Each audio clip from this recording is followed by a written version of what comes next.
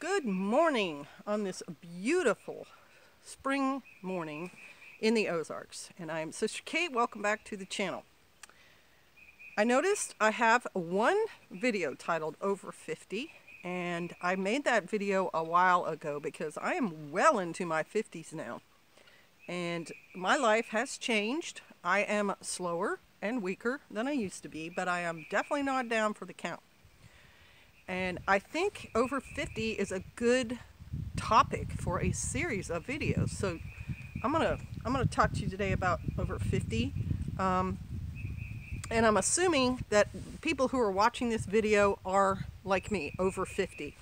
But if you're smart, if you're a smart younger person, you'd be watching this video too. And I'm fixing my hair and stuff because we've got the mirror down because Pastor and I are moving things around in the cabin to finish the ceiling boards, and the mirror is no longer there, so I can't even, I can sort of see myself in the camera, but I don't know, so my hair's probably a mess. Anyway, if you are in your 20s and 30s and you watch this video, I'm going to consider you wise, because what you're going to be looking at is your future.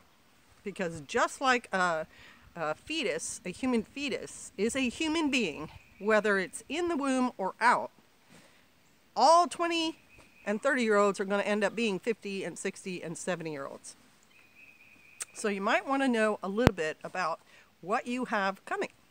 And for the rest of us, we already know we're in it, whether we anticipated this happening or if we planned for this happening, we're there. We're over 50. And so what do our lives look like? Well, so I want to address first that Pastor and I's life was definitely planned, and we rolled with the plan. We kept the plan moving, and the military life was 20 years of that plan. That was a dream of my husband's and an intentional plan on his part, and he did it to his satisfaction. Whether the Army was what we expected or not, while we were in there during those 20 years, we withstood all the hardships that being in the military comes with, and there are plenty. The first being your husband is sometimes, depending on his MOS, not home. The second thing being you're moving. You're moving whether you want to move or not, and it can be as often as every 2 years, sometimes 4 years, and it depends. And sometimes it could be overseas. Or in our case, we'd go from one side of the country to the other side of the country, back to the East Coast, back to the West Coast. That's a 2,000-mile move. So that can be difficult.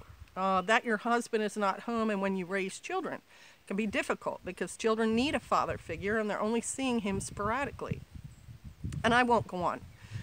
My point being, while we were in that, we said, our relationship is more important than anything that the Army has for us. And it never was the Army versus us. We always went us. If the Army became too much against us, we were out of the Army.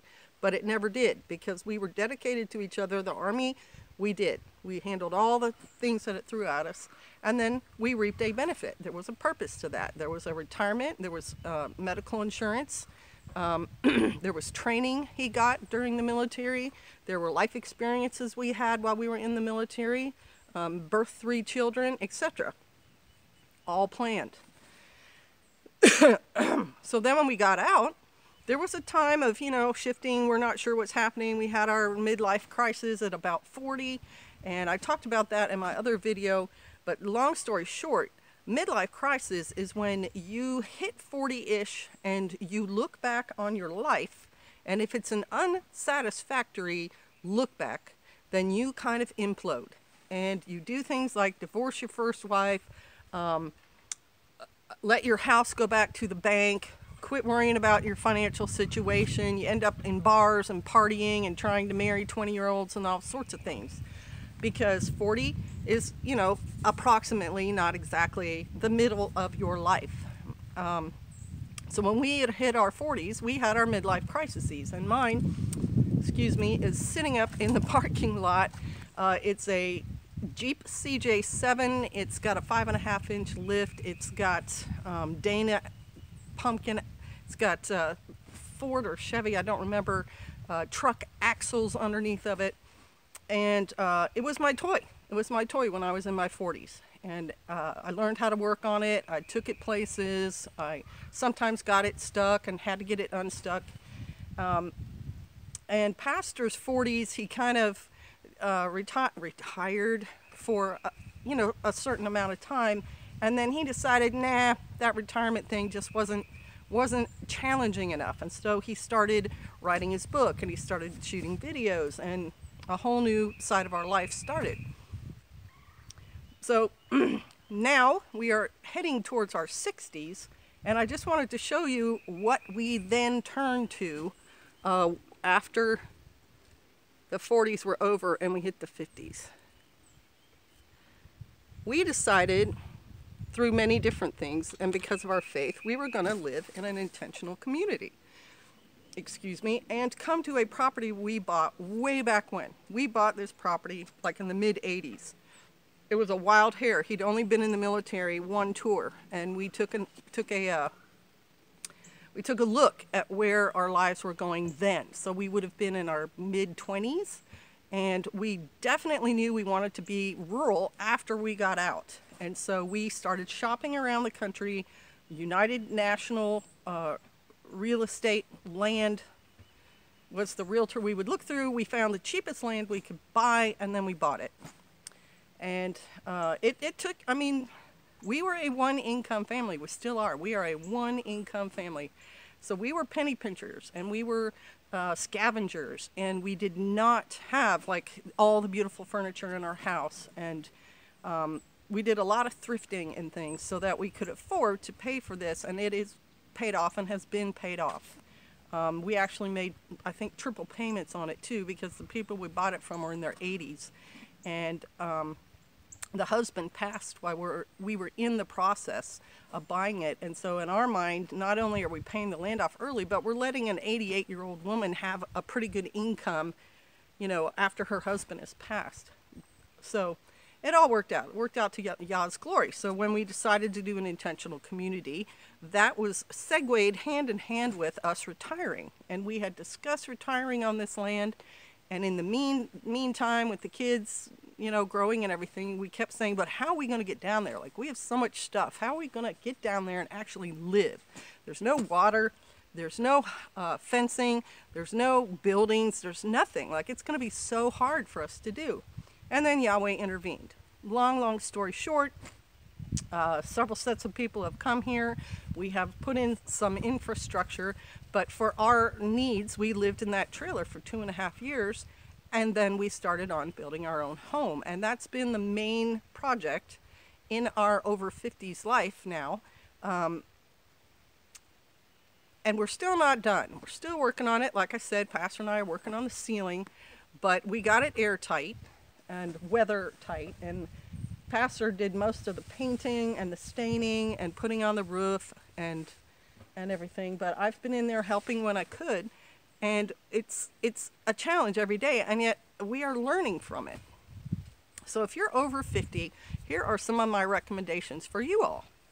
1, have a plan. If your 40s ended up being a disaster and you blew up your marriage and you emptied your bank account and everything else, you still have time to build something. Most people at my age, their kids are grown and out of the house, so you have your own time and you could do something, and I've seen people doing it. I'm glad I don't have to, but I think if it were thrust on me, that's what I would do. They work at somewhere like a Lowe's or a Walmart or what else have I seen people doing who are a little bit older? Now, there's a lot of jobs available I wouldn't do. I'll just use those two right now. Lowe's has decent benefits. Walmart is everywhere, and you can actually work your way up if you don't quit. And I would start building my nest egg. And you really need to know what you want out of your life by the time you get here, because you don't have that many more years. Yah willing, you may have 50 to 70, but if you hadn't built anything in the first half, get building in this second half. Understand that you messed up in the beginning of your life. Be humble and start building. Save your money, buy a small piece of property, drag a trailer, an RV, a camper out onto it, and start becoming self-sufficient. and it will free you up from having to have that money, you know, income job over time. And one thing about Walmart now is they won't even give you a full week's worth, 40 hours. You can only work like 20 or 30. So if you're doing that and you've got this like used trailer you've dragged out on your 2 acres, which you were able to buy, and it won't be primed, there's plenty of videos and books online that'll tell you how to raise bed garden if your soil sucks, or how to save the water off your roof, or dig a well, or, you know, capture the morning dew if you need to. But you can still get started, and you can start getting healthy. That's the other thing about people our age. One, have a purpose and be building something to keep you interested, physically moving, and your mind working like the house, and acquiring more skills, because the more you use your brain, the more your brain continues to be usable. You know what I mean? You start losing the brain power when you're not stimulating your brain. So that was number one. Number two is get off the things that are bad for you. I know we all have things we fight, right? My choice in my life to not drink or smoke was a very definite choice, because I was looking to later in life and listening to the messages that, you know, your lungs are going to look awful and you're going to ruin your liver if you drink too much, and just all that. And so I did it. But people my age are in nursing homes. People my age have diabetes, they have COPD, they have heart problems because they didn't take care of their health. So if you have bad habits from your early life, get rid of them. You don't have to hang on to them.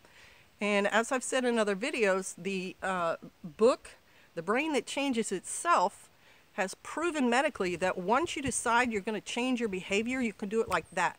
You have the thought, I'm going to stop, and you can be stopping tomorrow. It doesn't have to be some huge dramatic, painful thing. You just decide and then do, which is also the Eastern mindset, which is also the Israelite mindset. So those are my big points to you in this video, because it's going kind of long. One, if you are in or past your 50s, be active, be doing something. You should have time in your life now because your kids are grown. Build something, build a business, build your property, you know, write a book. If you've got animals, be breeding the best little Pekingese dogs that you can breed. Just do something.